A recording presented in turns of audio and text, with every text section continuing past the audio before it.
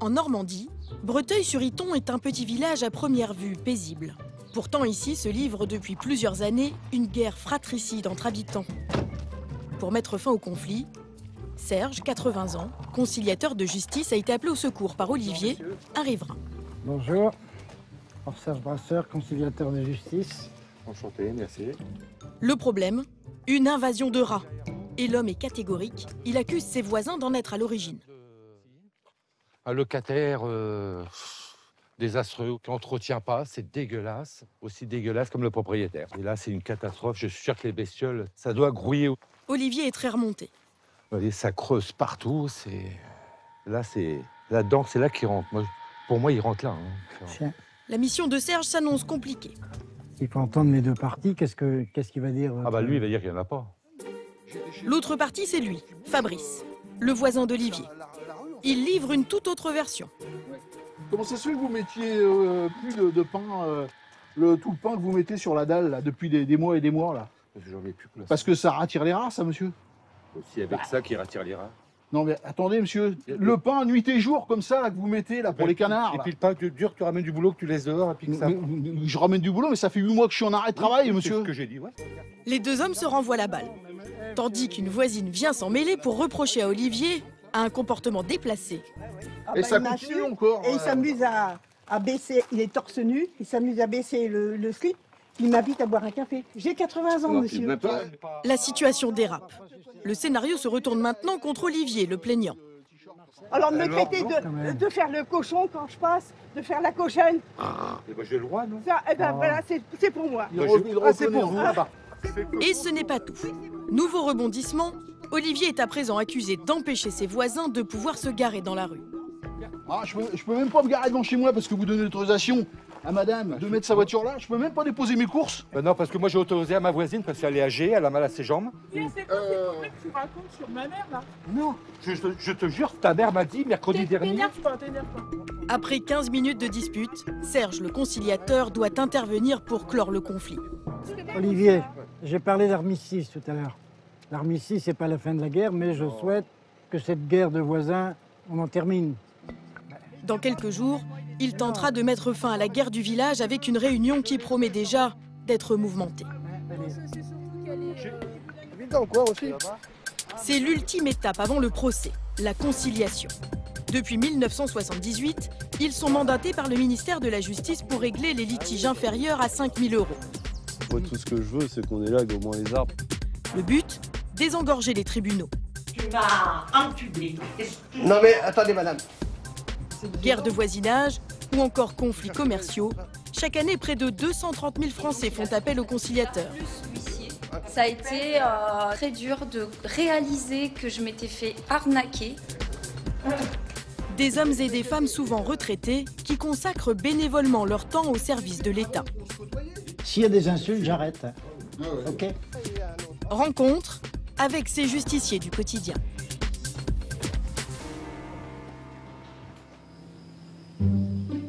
Retour en Normandie, où Serge, le conciliateur, va devoir cette fois déminer un conflit qui oppose le propriétaire de ce château à Damien, qui habite la maison attenante. Alors voilà l'objet du litige. Le litige, cette gigantesque haie haute de 25 mètres. Elle appartient au châtelain qui refuse de la tailler. Moi, j'y reproche surtout, c'est le non-élagage des arbres, en fait. Alors après, je peux comprendre que ça fasse le charme de sa propriété, mais les branches n'ont pas à venir chez nous. Chacun a des droits et des devoirs. C'est ça. Le problème, c'est qu'en plus de lui gâcher la vue, les arbres empêcheraient sa maison de bénéficier du soleil. Avec une conséquence catastrophique, ces murs menaceraient de moisir. Donc voilà les méfaits du non-ensoleillement de la maison. On commence à avoir de l'humidité un peu partout. On a décollé le papier pensant rénover la pièce. Et malheureusement, on est tombé sur des traces d'humidité qui peuvent être très dangereux pour une maison comme cela, où toutes les parties importantes sont en bois, quoi. Un conflit qui dure maintenant depuis 1 an. Selon la loi, une haie de clôture ne peut mesurer plus de 2 mètres de haut, sauf si le propriétaire des arbres prouve qu'ils ont été plantés il y a plus de 30 ans. Damien a bien tenté de dialoguer avec son voisin, mais en retour, il ne lui répond que par lettre d'avocat. Dans une lettre, il nous parle même de guerre. Voilà, ici. J'ai nullement envie de faire la guerre avec vous. Alors aujourd'hui, pour éviter l'affrontement au tribunal, le jeune homme fonde tous ses espoirs sur Serge. Le conciliateur prend les choses en main et décide d'appeler le châtelain. Bonjour. Oui, bonjour. Je voudrais voir monsieur. Est-ce que c'est possible? Oui, c'est moi, oui. C'est vous-même, bonjour monsieur. Et je voulais voir ce qu'on pouvait faire si vous envisagiez de réduire la hauteur de vos arbres. On est sur place et la nuisance est certaine. Hein. Il a déjà coupé le parti illégalement. Mais... Ça, je n'ai pas accepté. Honnêtement, il n'avait pas fait ce qui était correct avec ce type-là. Ah bon? Ah non, on ne vous a pas dit qu'il avait coupé le parti déjà? Je vois pas trop là, je vois qu'il y a ça se voit pas. Côté la gage, à quel endroit vous avez... Ouais, légèrement en hauteur. Parce que sinon, on pouvait pas marcher chez nous, on avait des branches. Mais le problème, c'est que lui, il a acheté cette maison en toute connaissance de cause. Le voisin de Damien ne veut rien entendre. C'est l'impasse. Le désir de monsieur c'est de ne pas voir le pavillon quand on est dans son château. Donc à partir de là, il ne voit pas de solution. Hein. De constat d'accord, l'accord n'est pas possible. Comme dans ce cas, en France, un litige sur deux débouche sur un constat d'échec et se règle au tribunal. Pour les 2300 conciliateurs que compte le pays, tous bénévoles, la fonction est un véritable sacerdoce. Dans le Gard, à Saint-Laurent-des-Gouzes, Didier, 67 ans, est un retraité hyperactif. En grosse journée, pas plus que d'habitude, mais je pense que j'aurai quelques personnes à ma permanence sur Aigues-Mortes et on va essayer de satisfaire les demandeurs. Cet ancien policier fait aujourd'hui régner l'ordre entre voisins. Il aime bien ça, Didier. Ça lui plaît beaucoup, c'est un petit peu, on va dire, une continuité dans ce qu'il faisait avant, hein, puisqu'il était fonctionnaire de police, donc il était au service de la population. Continue. Allez, bisous. En presque 15 ans de carrière, Didier a souvent été confronté à des situations insolites. Je vais vous donner un exemple. La requérante est venue me voir en me disant qu'elle avait des problèmes avec son voisin pour des stationnements et autres. Quand j'ai reçu les voisins, ils m'ont dit que pour enquiquiner la famille, cette femme montrait ses seins aux voisins. Mais ce matin, à Aigues-Mortes, dans la permanence que Didier tient 4 fois par mois, là, il y a un cas beaucoup plus sérieux l'attend. 7 500 €. Cette retraitée accuse cet entrepreneur d'être parti sans avoir terminé les travaux de sa salle de bain. Est-ce qu'il a commencé les travaux? Non. Pas du tout, il n'a jamais travaillé. Non, il n'a pas mis le carrelage. Non, mais attendez, non, c'est pas la question que je vous ai posée. Ah, mais ils sont finis les travaux, monsieur. Comme autrefois dans son commissariat, Didier mène l'enquête. Et il découvre rapidement que la plaignante n'aurait pas tout payé à l'entrepreneur. Madame, est-ce que vous êtes d'accord si vous lui devez encore 2 600 €? Vous êtes d'accord? Je trouve que ça fait un peu cher. Ah, c'est par rapport au devis, hein? Oui. Le conciliateur fait preuve d'autorité et va mettre tout le monde d'accord. Et une fois que ce sera entièrement terminé, on va mettre une date butoir, vous vous engagez-vous à lui payer les 2 600 €? Ouais, je le payerai parce que... Bon. Voilà. On est d'accord? Voilà. D'accord. Victoire pour Didier. Il leur fait signer un protocole officiel d'entente. Sous votre nom, vous mettez lui approuvé et vous signez sur tous les exemplaires. Les litiges commerciaux entre particuliers et entrepreneurs représentent un quart des conciliations en France. Des cas souvent difficiles à élucider. Comme dans cette nouvelle affaire où Didier est appelé pour aider cette propriétaire en détresse. Bonjour.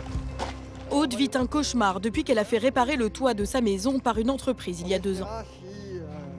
Là, c'est des problèmes d'infiltration d'eau, hein, toutes les taches qu'on voit sur le plafond. Là, il y a eu une première tache, et après, par-dessus, il a replu, et il y a des taches... Ah oui, on voit bien les taches quand même. Voilà. Il y avait de la pluie qui tombait, je me souviens, dans le parc de ma petite fille.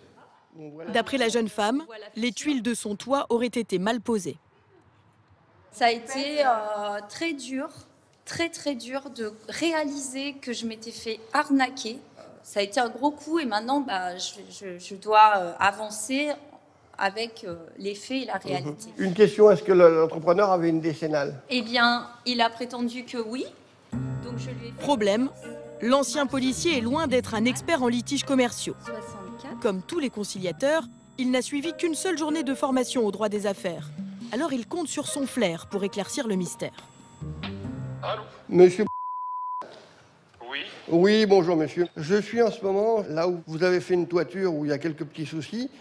J'aurais aimé pouvoir vous rencontrer sur place en début de semaine prochaine, si c'est possible. Non, j'y vais pas. Vous viendrez pas? Non, pourquoi faire?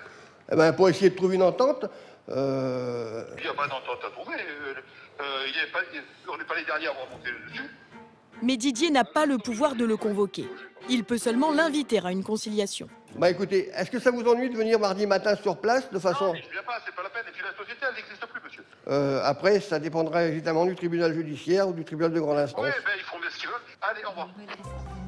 Il n'aura pas réussi à convaincre l'entrepreneur de venir s'expliquer. Didier va fournir à Aude un constat d'échec qui lui permettra, si elle le souhaite, de saisir la justice. Au revoir. Au revoir. À la mairie de Breteuil-sur-Iton, en Normandie, c'est enfin le grand jour. Serge reçoit dans sa permanence Olivier et Fabrice, les deux voisins qui se livrent une guerre pour une histoire de rats et de places de parking. Mon rôle aujourd'hui, c'est d'essayer de mettre fin au conflit qui vous sépare. Sauf qu'entre les deux hommes, l'ambiance est toujours aussi tendue. Qu'est-ce qui s'est passé?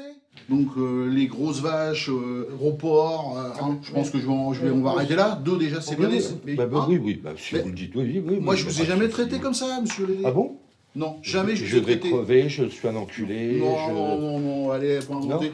Vous partez dans une mauvaise voie, là. Je vous demande de juste de reconnaître ce que vous avez dit. Ouais. Le conciliateur doit intervenir pour calmer les esprits. S'il y a des insultes, j'arrête. OK? Maintenant, si vous voulez recommencer la bagarre, ça va pas aller. Pour les rats, rien à faire. Les deux voisins sont irréconciliables. Les derniers conflits portaient sur la présence de rats causés par l'abandon et la dépose de restes d'aliments par les uns et les autres. Par contre, excusez-moi de vous couper, mais je comprends pas trop. Ça, c'est un pur mensonge. En plus, monsieur Lélé qui les attire avec le pain depuis combien de mois, là? Non, mais je peux pas laisser dire n'importe quoi. Oui, d'accord. Il n'y a pas que moi qui ai ramené du pain. Pour la place de parking, en revanche, Serge a trouvé un accord. La solution, le stationnement alterné. La proposition que j'ai faite du stationnement alterné unilatéral 15 jours d'un côté, 15 jours de l'autre, a été acceptée verbalement. Je travaille avec des gens qui ont une parole et j'ai demandé à ce qu'il n'y ait plus d'insultes de part et d'autre. C'est-à-dire que quand vous voyez l'un arriver, vous tournez la tête de l'autre côté. Ou vous lui faites un petit signe, mais pas un petit signe. Et je vais vous demander, si vous êtes d'accord, de le parapher. Fabrice et Olivier acceptent enfin par écrit d'enterrer la hache de guerre. Ils s'engagent à respecter le constat d'accord. Une victoire pour Serge, mais une victoire encore fragile. Alors, ma tâche ne serait pas complète si je ne vous faisais pas vous serrer la main.